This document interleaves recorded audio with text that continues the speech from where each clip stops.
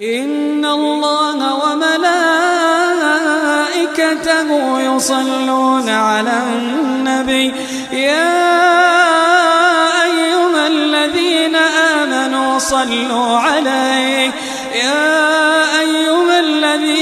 آمنوا صلوا عليه وسلموا تسليما. بسم الله الرحمن الرحيم. اهلا وسهلا بكم حبايبي في قناتكم قناه اطبخ ودبر ووفر مع بناتي. النهارده باذن الرحمن يا جماعه انا طبعا الحمام عندي فوق مش كله في البرد اللي احنا فيه ده، الحمد لله يا رب. انا جيت اشوف لقيت في دهم يا جماعه، الثلاثه دول او لا اربعه، الاربعه دول ذكوره، مفيش الانتيه بتاعتهم ماتت. فالمهم انا طبعا علشان مانيش محتاجاهم فوق مع الحمام، انا قلت خلاص انا هعلمهم كده باذن الرحمن على ما يكبروا بس، ويبقوا يعني يمسكوا نفسهم شويه كده، وهذبحهم باذن الرحمن يا رب. وانا عندي ولادي كلهم يعني الحمد لله رب العالمين مش كلنا بناكل الحمام، فانا قلت خلاص انا هعلمهم. انا علمتهم ازاي بقى. مسكت المقص وقصقصت يا جماعه، شوفهم الجناح، سبت جناح ما شاء الله واقف اهوتي، الريش بتاعه كله زي ما هو، والجناح الثاني قصقصته كده اهو عشان اعلمهم، لان طبعا هيتوه عندي في وسط الحمام وهرجع الف عليهم، وبرده نفس الحكايه اهو. فالمهم الوقت باذن الرحمن بقى جه ما شاء الله، حجمهم بسم الله ما شاء الله. وانا عملتهم كده ليه؟ عشان ياكلوا كويس وفي نفس الوقت ما يطروش في وسط الحمام، ابقى انا معلماهم. فالحمد لله كده باذن الرحمن يا رب. انا هبدا ان شاء رب العالمين هذبحهم وهوريهم لكم معايا باذن الله يا رب. وانتوا عارفين طبعا انا بعد ما اذبح طبعا ان شاء رب العالمين هوريهم لكم، لان انتوا عارفين طبعا قانون اليوتيوب ممنوع الذبح، فانا حبيت اوريهم لكم بس قبل ما اذبحهم ان شاء الله. خلاص انا ريشت يا جماعه واحده، حطيتها في الميه اهيتي وبريش فيها اهو، صمتها وبحطها ما شاء الله اهي بسم الله ما شاء الله. حجمها طبعا جميل، حجمها كبير، حلوه طبعا. كفايه ان انا مربيها يا جماعه في البيت عندي، كفايه ان انا عارفه انا باكلها زي الفل ما شاء الله اهي. ربنا يبارك يا رب اهي. لحد باذن الرحمن ما ريشهم كلهم ان شاء رب العالمين وهوريهم لكم باذن الله يا رب. كده يا حبايب قلبي خلاص انا كده خلصت الحمام معاكم ما شاء الله اهو، نظفته تمام زي ما انتم شايفين ما شاء الله بقى زي الفل، وحجمه جميل ما شاء الله. طبعا حجمه مختلف، يعني في كبير برده وفي صغير، في واحده زي دي كده صغيره بس مش مشكله خلاص، وفي طبعا ما شاء الله الحجم الكبير ده، وفي الحجم الكبير ده ما شاء الله، والتاني ده يعني الحمد لله يعني بس احجام مختلفه، بس الحمد لله تمام.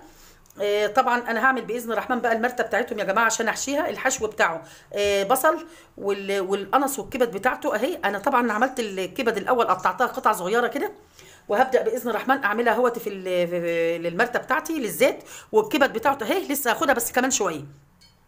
والتتبيله يا جماعه عباره عن ملح وكزبره وكمون وفلفل اسمر وشطه وبابريكا. دي اللي هعمله باذن الرحمن على البصل ده، وهعمله باذن الله يا رب على النار اهو، هوريه لكم ان شاء الله. والزبيب كمان زي ما انتم شايفينه هنا في الطبق ده يا جماعه اهو. الزبيب ده اللي انا كنت عاملاه معاكم هنا في القناه يا جماعه، فكنت عاملاه معاكم، وانا طبعا طلعته من الثلاجه دلوقتي بحطه في ميه سخنه زي ما انتم شايفين الدخان طالع منها اهو، علشان الزبيبه ما شاء الله تكبر كده وتفشر كده وتبقى كبيره. وهبدا باذن الرحمن اعمل الحشوه بتاعت الحمام وهوريها لكم باذن الله يا رب. كده يا حبايب قلبي انا حطيت طبعا في المقليه عندي على النار اهو، حطيت معلقه زيت واحده بس، وهبدا احط القنص الاول اهو. بسم الله الرحمن الرحيم يا رب.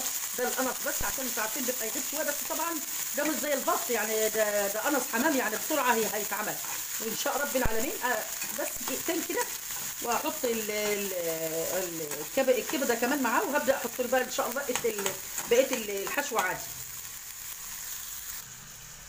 كده بقى باذن الرحمن. هحط الكبده كمان يا جماعه اهي، انتوا عارفين بقى طبعا ده كبده حمام يعني حاجه بسيطه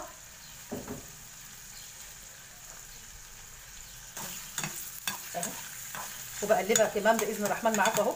وهبدا احط البصل على طول بقى ان شاء رب العالمين، والتوابل كلها هحط التوابل الاول كده على الحاجات دي اهي، عشان بس اخد من السخونيه ديت تطلع الريحه بتاعتها، فبتطلع الريحه ما شاء الله بقى ريحه جميله خالص. وهحط البصل باذن الرحمن يا رب واقلبه شويه مع والزبيب برده كمان، وهبدا احشي ان شاء رب العالمين اهو كده زي ما انتم شايفين. انا بحط الزبيب يا جماعه اهو. الزبيب طبعا انا بحطه الاول في الزيت مع الحاجات دي عشان يفشل كده في الزيت ويكبر شويه، وبعدين احط البصل ان شاء رب العالمين اهو. انا عايزاه برده يبقى عشان ياخد السخونيه بتاعت الزيت والخلطه دي كلها. بسم الله ما شاء الله.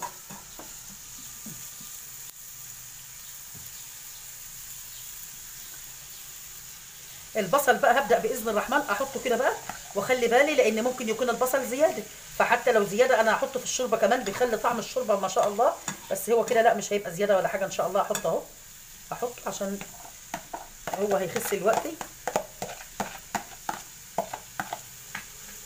كده. تمام، دقيقتين بس يا جماعه كده، بس البصل يدبل ان شاء رب العالمين ويختلط بكل التوابل والقنص والكبد والحاجات دي والزبيب، وبعدين هطفي عنه بقى خلاص واحشي ان شاء رب العالمين.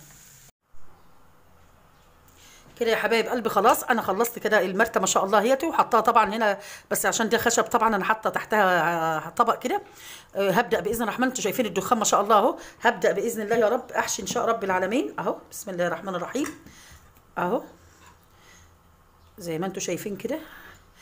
هحشي كله بقى ان شاء رب العالمين، وانا حطيت خلاص في الحله ميه يا جماعه على النار اهي، علشان لما اخلص باذن الله هنزل فيها ان شاء الله الحمام بقى اللي انا حشيته ده.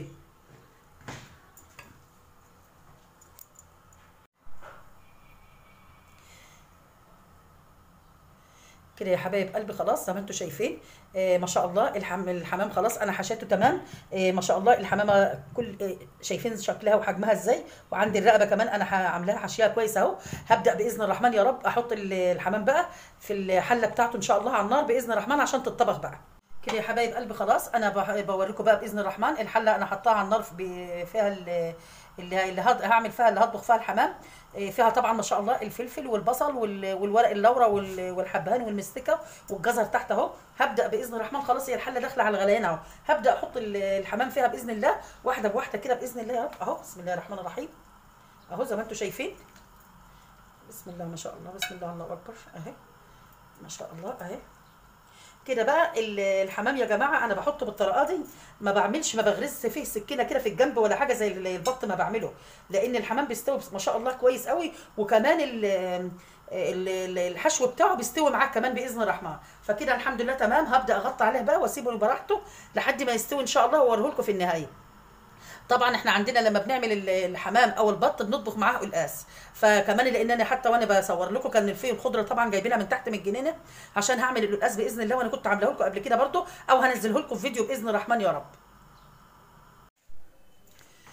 كده بقى يا جماعه الحمد لله انا خلصت الغدا بتاعنا اهوتي، وانا حبيت اوريه لكم باذن الرحمن. طبعا ده القلقاس يا جماعه اللي احنا عاملينه، والخضره بتاعته ديت اللي انا جايباها من الجنينه تحت عملتها بيها اهو. لان احنا زي ما انا قلت لكم قبل كده انا بحب الحمام والبط ناكل فيه وناكل معاه قلقاس. وطبعا ادى الحمام ما شاء الله اهوتي ومتحمر وزي الفل اهو.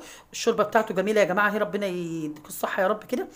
والرز ده يا جماعه بقى الرز ده حبه وحبه، وانا حاطه العيار بتاعه او القعد بتاعه حاطه شوربه من شوربه الحمام، فطبعا ما شاء الله طعمه جميل جميل جميل فعلا. والليمونه كمان عشان نعصر على القلقاس والشوربه اللي عايز.